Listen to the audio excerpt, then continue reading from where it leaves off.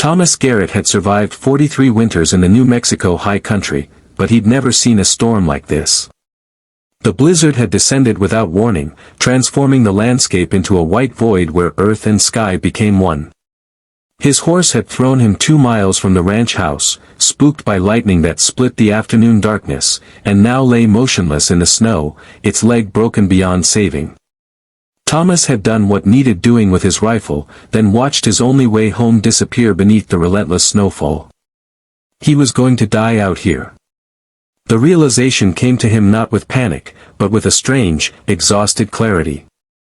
His heavy sheepskin coat, soaked through from the fall, was already freezing stiff against his body. His fingers had gone numb inside his gloves. The ranch house might as well have been 100 miles away instead of 2. In this whiteout, without landmarks or stars to guide him, he could walk in circles until hypothermia claimed him. Thomas did what any sensible man would do. He began gathering deadwood for a fire, his movements sluggish and clumsy. But his matches were wet, his kindling damp, and his hands shook so badly he could barely hold the striker. After the 4th failed attempt, he slumped against a boulder and closed his eyes. Maybe this was how it ended. Maybe after all his years of stubborn independence, of pushing away anyone who tried to get close after Martha died, this frozen wilderness would have the final word. "You'll freeze if you stay there." Thomas's eyes snapped open. Through the swirling snow stood a girl, no more than 16 or 17, wearing only a thin cotton dress and a worn blanket draped across her shoulders. Her feet were wrapped in simple deerskin moccasins. She was Apache, he realized, recognizing the traditional patterns on her blanket. But what was she doing out here, dressed like that, in the middle of a killing storm? You'll freeze," he stammered, his words slurred with cold. "Where's your coat?" The girl moved closer, and Thomas saw her face clearly for the first time. She had eyes that seemed far older than her years, eyes that held something he couldn't quite name, not pity, but understanding. "I will not freeze," she said simply. "But you will, if you try to make fire." Thomas tried to stand, to argue, but his legs wouldn't cooperate. That doesn't make sense. Fire is survival. Fire is life. Fire is death, when you are wet and the storm is strong. The girl knelt beside him, studying him with those ancient eyes. Fire makes you sweat when you are already cold. Fire makes you sleep when you should move. Fire takes all your energy to feed it, and when morning comes, you have nothing left. Then how? Thomas couldn't finish the question. His teeth were chattering too hard. The girl began removing his frozen coat despite his weak protests. "My grandmother taught me, and her grandmother taught her. The old ways. The ways your people forgot when you decided you could master everything with tools and fire and walls." She pulled a knife from her belt and began cutting branches from a nearby juniper. "In winter, the Apache sleep in the snow. We become part of it, not enemies with it." Thomas watched through increasingly heavy eyelids as the girl worked with swift efficiency.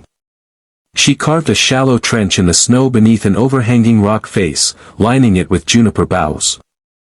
She removed his wet outer layers, replacing them with the dry inner layers of his clothing, then wrapped him in her blanket and what remained of his coat.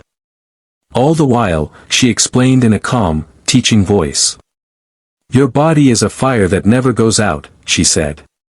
"But you must protect it, like protecting coals through the night. Too much air, the coals go cold. Too much fuel, they burn too fast and die. You must be still. You must be small. You must let the snow become your shelter, not your enemy." She lay down beside him in the trench, showing him how to position his body to conserve heat, how to breathe slowly to avoid losing warmth through rapid exhalation, how to keep his hands tucked close to his core. As she pulled snow over them like a blanket, creating a small cave, Thomas felt his panic rising. "We'll suffocate," he gasped. "No. The snow breathes. And so will we." Her voice was patient, like a mother teaching a frightened child. "My name is Nalin. It means, maiden. What is yours? Thomas. His lips could barely form the word. Thomas, you must trust what you do not understand. Your people, you think survival means fighting. Building bigger fires, thicker walls, heavier coats. But sometimes survival means becoming soft. Becoming small. Letting the earth hold you. As the snow settled over them and the storm raged above, Thomas felt something he hadn't expected, warmth. Not the aggressive heat of fire, but a gentle, steady warmth that seemed to grow from within. The girl's breathing beside him was slow and rhythmic, and he found himself matching it, his body relaxing despite everything his mind told him should be happening. Why are you out here? He whispered into the darkness of their snow cave. Why did you help me? There was a long silence, filled only with the muffled howl of wind above. When Nalin finally spoke, her voice carried a weight that made Thomas's chest ache. 3 days ago, a rancher found my father fixing fence line on land he said was his, though it has been our hunting ground for generations. He shot him without warning, without words. My father was unarmed. He was 60 years old. She paused, and Thomas heard her swallow. I was tracking that rancher through the storm. I don't know what I was going to do. I had my father's knife. I had anger that burned hotter than any fire. Thomas's blood ran cold, and not from the temperature. I'm a rancher. I know. So why not leave me? Why save me? Another long silence.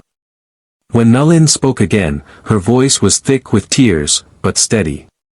Because my grandmother taught me more than survival.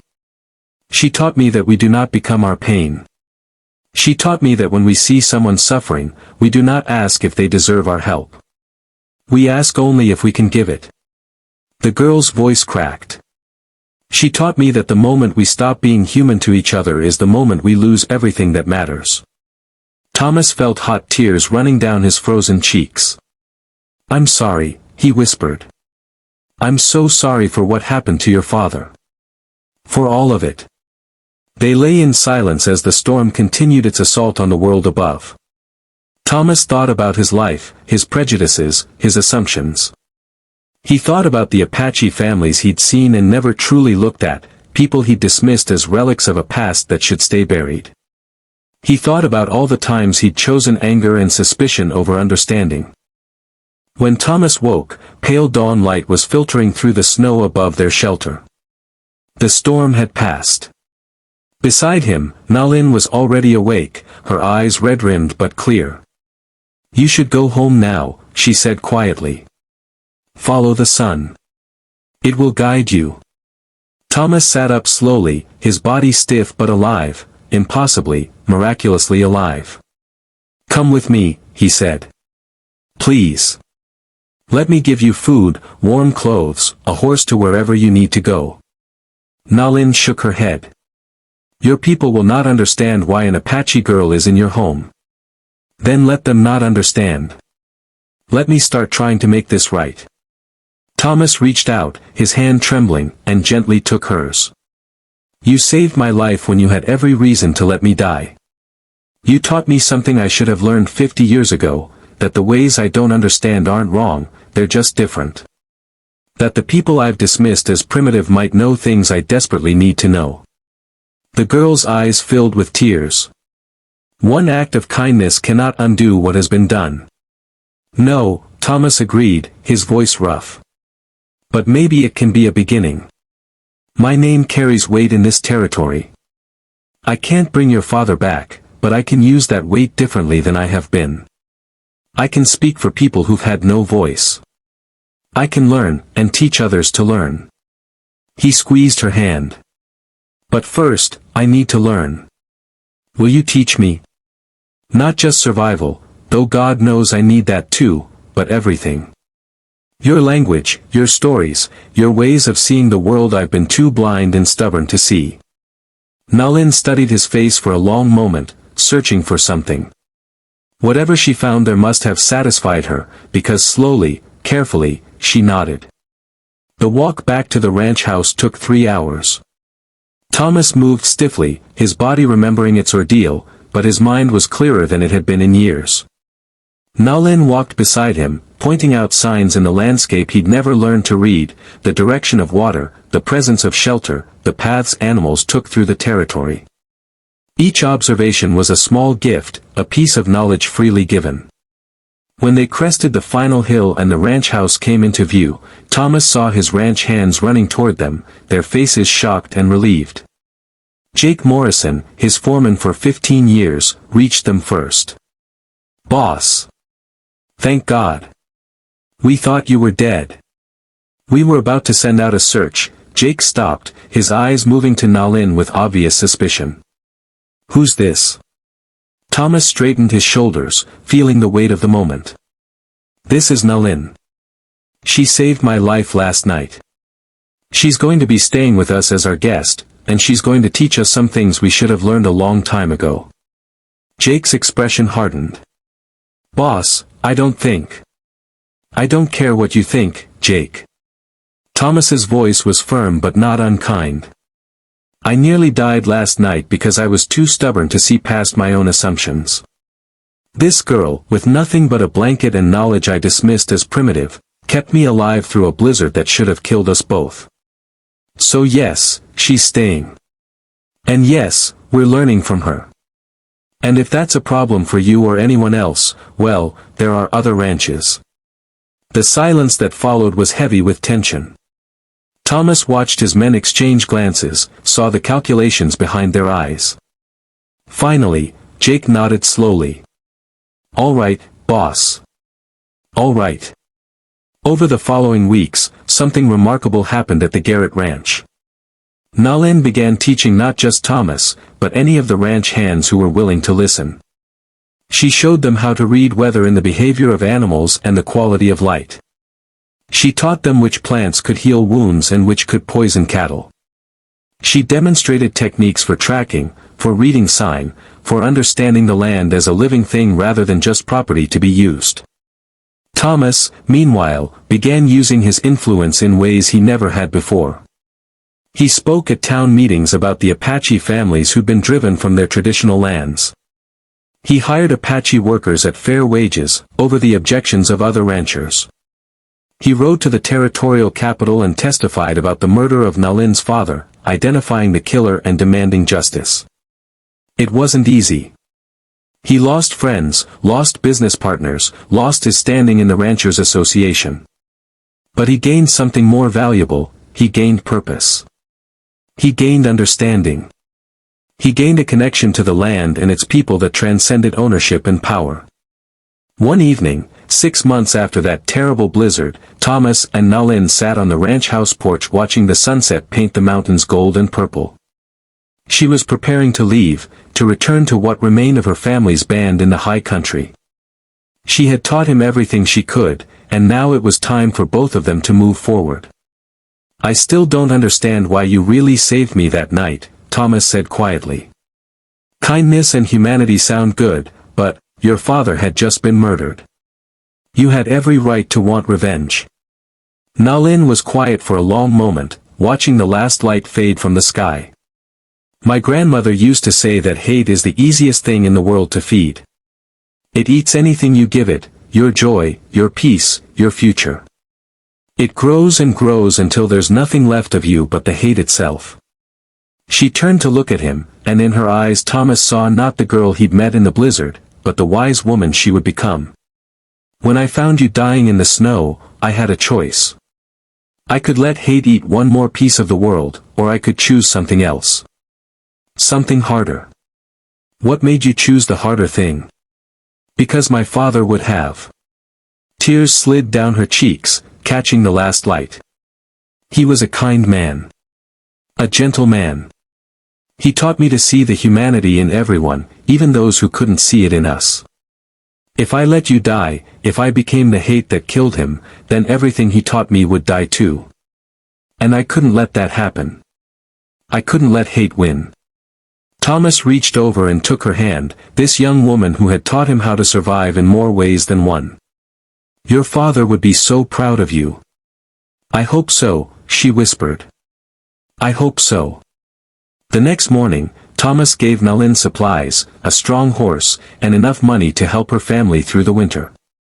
He hugged her goodbye, this unlikely teacher who had appeared in a blizzard and changed everything. "Will you be all right?" she asked him, concern in her voice. Thomas smiled, a real smile that reached his eyes for the first time in longer than he could remember. "I learned from the best. I'll survive. Not just the cold, but all of it. Because of you." As he watched her ride toward the mountains, Thomas thought about survival, real survival, not just not dying, but living with purpose and connection and hope. He thought about the night in the snow, how certain he'd been that he knew how the world worked, how survival worked, how people worked. He'd been wrong about all of it. And that wrongness had nearly killed him. But a girl with nothing but knowledge and compassion had saved him. She'd saved him from the cold, yes, but also from himself, from his prejudices, from a lifetime of building walls instead of bridges. Thomas turned back to his ranch house, where his hands were waiting for the day's work to begin, and made himself a promise. He would spend the rest of his life trying to be worthy of that gift. He would learn, and listen, and teach others to do the same. He would speak for those without voices. He would bridge divides instead of deepening them. He would survive, yes. But more than that, he would live, really live, with the wisdom he'd learned sleeping in the snow beside a girl who chose humanity over hate. And maybe, just maybe, that would be enough to start healing a world that had been cold for far too long.